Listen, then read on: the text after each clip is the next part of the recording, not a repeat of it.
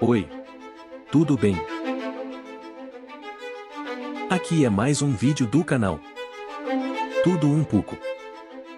Hoje falaremos sobre um dos períodos mais conturbados da história humana, do que foi o pensamento do século XX. O que é o idealismo alemão do século XIX? O idealismo alemão foi uma escola de pensamento filosófico que floresceu na Alemanha no final do século XVIII e início do século XIX. O idealismo alemão do século XIX, em particular, foi uma corrente de pensamento que se desenvolveu na Alemanha durante o período romântico, e foi influenciado pelos trabalhos de filósofos como Immanuel Kant, Johann Gottlieb Fichte, Friedrich Wilhelm Joseph Schelling e Georg Wilhelm Friedrich Hegel. O idealismo alemão do século XIX argumentava que a realidade não poderia ser entendida simplesmente por meio da observação empírica, mas somente através da razão e da compreensão dos princípios que governam o mundo. Esses princípios foram entendidos como ideias ou conceitos, que foram vistos como a base da realidade. Os idealistas alemães do século XIX foram influenciados pela teologia cristã, bem como pela poesia, pela arte e pela literatura romântica. Eles acreditavam que a arte e a literatura eram capazes de revelar verdades profundas sobre a natureza humana e a realidade, e que a filosofia deveria incorporar essas verdades em sua compreensão do mundo. O idealismo alemão do século XIX teve uma influência significativa na filosofia e na cultura ocidental em geral, e seus conceitos e ideias continuam a ser estudados e debatidos até hoje. Como surgiram os movimentos totalitários do século XX? Os movimentos totalitários da Europa do século XX surgiram em um contexto de profunda instabilidade política, econômica e social após a Primeira Guerra Mundial. A derrota dos impérios alemão, austro-húngaro e otomano deixou um vácuo de poder na Europa Central e Oriental, que foi preenchido por regimes autoritários e nacionalistas. Na Alemanha, o Partido Nacional Socialista dos Trabalhadores Alemães, mais conhecido como Partido Nazista, surgiu como uma resposta às condições econômicas precárias do país, bem como à humilhação nacional imposta pelas condições do Tratado de Versalhes. O partido prometeu restaurar a grandeza da Alemanha e fortalecer a economia e a sociedade alemães, enquanto culpava os judeus e outros grupos minoritários pela crise econômica e política do país.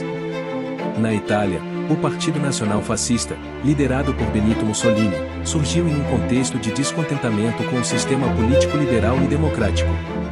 Mussolini prometeu criar um Estado forte e autoritário que protegeria os interesses da nação e combateria o comunismo e outros movimentos de esquerda.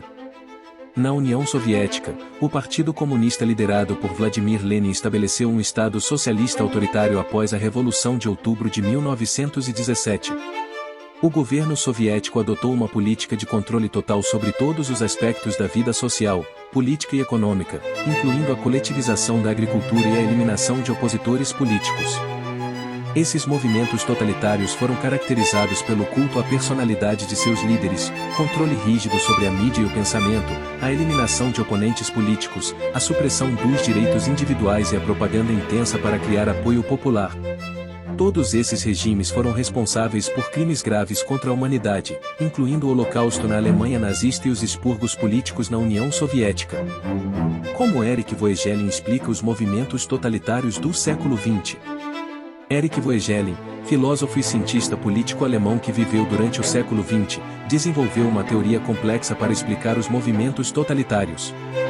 Segundo Voegelin, esses movimentos foram caracterizados por uma forma particular de pensamento político que ele chamou de gnosticismo. O gnosticismo, em termos gerais, é uma forma de pensamento que afirma que o mundo material é imperfeito e que a salvação da humanidade vem do conhecimento de uma verdade oculta ou transcendental. Voegelin argumentou que o gnosticismo é uma tendência humana universal que pode se manifestar em várias áreas da vida, incluindo a política. Para Voegelin, os movimentos totalitários foram uma forma particular de gnosticismo político. Eles surgiram em um momento de crise e desespero, quando muitas pessoas acreditavam que o mundo estava em colapso e que apenas uma nova ordem radical poderia salvá-lo. Os líderes desses movimentos totalitários, de acordo com Voegelin, agiram como profetas que afirmaram ter acesso a uma verdade oculta e que usaram essa verdade para justificar suas ações. Voegelin argumentou que o gnosticismo político era inerentemente destrutivo porque ele negava a realidade e a complexidade do mundo. Em vez de trabalhar com a realidade existente e tentar melhorá-la, os gnosticismos políticos totalitários tentaram criar uma nova ordem a partir do zero, muitas vezes através de meios violentos e opressivos. Voegelin também argumentou que a resposta a esses movimentos totalitários não poderia ser encontrada em uma simples resistência ou oposição. Em vez disso, ele defendeu uma abordagem mais profunda, que incluía a recuperação do senso de ordem e significado no mundo e a promoção de valores como a dignidade humana e a responsabilidade pessoal. Hannah Arendt e o livro As Origens do Totalitarismo. As Origens do Totalitarismo é um livro da filósofa política Hannah Arendt, publicado em 1951. O livro é dividido em 3 partes e explora as raízes históricas e ideológicas dos movimentos totalitários na Europa do século XX, com um foco especial no nazismo e no stalinismo. Na primeira parte do livro, intitulada O Antissemitismo, Arendt explora as origens do antissemitismo na Europa e sua relação com a ascensão do nazismo. Ela argumenta que o antissemitismo não foi apenas uma forma de preconceito, mas uma ideologia política que surgiu como uma resposta à crise do Estado-nação e à crescente mobilidade social. Arendt também destaca a importância da burocracia no genocídio nazista e a cumplicidade dos cidadãos comuns no extermínio dos judeus. Na segunda parte do livro, intitulada O Imperialismo, Arendt analisa a expansão colonial europeia e a criação de Estados-nação no século XIX. Ela argumenta que o imperialismo criou uma crise de identidade na Europa, na qual as pessoas perderam sua conexão com a terra e a comunidade e se tornaram cidadãos abstratos. Arendt também destaca o papel do imperialismo na criação de regimes autoritários na Europa Central e Oriental e a forma como esses regimes exploraram o nacionalismo para justificar suas políticas opressivas. Na terceira parte do livro, intitulada O Totalitarismo, Arendt analisa as características dos regimes totalitários na União Soviética e na Alemanha nazista. Ela argumenta que o totalitarismo é um fenômeno político sem precedentes na história e que se baseia em uma ideologia de poder total e controle absoluto sobre a sociedade. Arendt também destaca a importância do terror e da propaganda na manutenção do poder totalitário e a forma como esses regimes exploraram as fraquezas da democracia e do liberalismo para chegar ao poder. Em resumo, As Origens do Totalitarismo é um livro fundamental na compreensão dos movimentos totalitários do século XX e sua relação com a história, a política e a cultura europeias. Arendt fornece uma análise profunda e provocativa desses fenômenos, ao mesmo tempo em que destaca a importância da liberdade e da responsabilidade individual na prevenção de futuras crises políticas. O mundo pós-Segunda Guerra Mundial. O mundo pós-Segunda Guerra Mundial foi caracterizado por uma mudança significativa no equilíbrio de poder global e na geopolítica internacional. A Segunda Guerra Mundial deixou a Europa em ruínas, com muitos países devastados economicamente e politicamente. Os Estados Unidos emergiram como a potência mais forte e economicamente dominante do mundo, enquanto a União Soviética emergiu como um poder militar e político em ascensão. A Guerra Fria foi um período de tensões políticas e militares entre os Estados Unidos e seus aliados do bloco capitalista, de um lado, e a União Soviética e seus aliados do bloco comunista, de outro.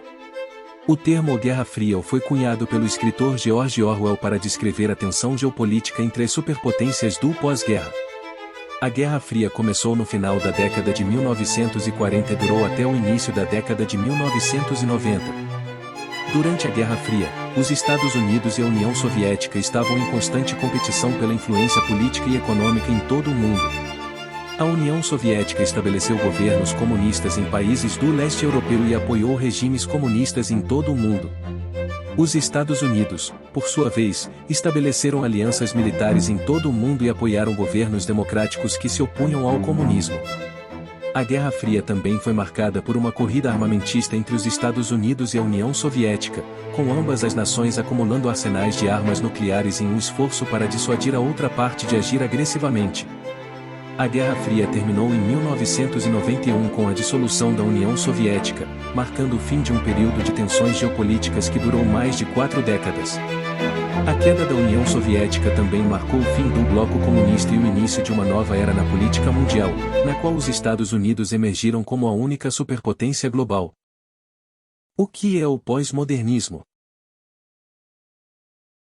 O pós-modernismo é um movimento cultural e intelectual que surgiu após a Segunda Guerra Mundial e se desenvolveu nas décadas de 1950 e 1960, atingindo seu ápice na década de 1980.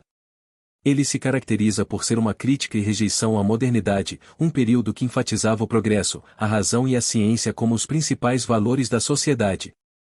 O pós-modernismo questiona a ideia de que a ciência e a tecnologia são neutras e objetivas, e argumenta que elas são influenciadas pelas forças sociais e culturais. Além disso, ele contesta a crença na existência de uma verdade objetiva e universal, argumentando que a verdade é construída socialmente e varia de acordo com a perspectiva do indivíduo ou grupo. Na arte, o pós-modernismo se caracteriza pela mistura de estilos e referências, a negação da hierarquia entre as artes eruditas e populares, e a experimentação com novas formas e meios de expressão. Na arquitetura, o movimento é marcado pela ruptura com o modernismo, o uso de formas complexas e a rejeição da funcionalidade como a única preocupação. Em resumo, o pós-modernismo é um movimento que questiona as certezas e verdades absolutas da modernidade, e defende a diversidade, a pluralidade e a relatividade cultural. Por hoje é só, pessoal. Se gostou, dê o like e se inscreva no canal.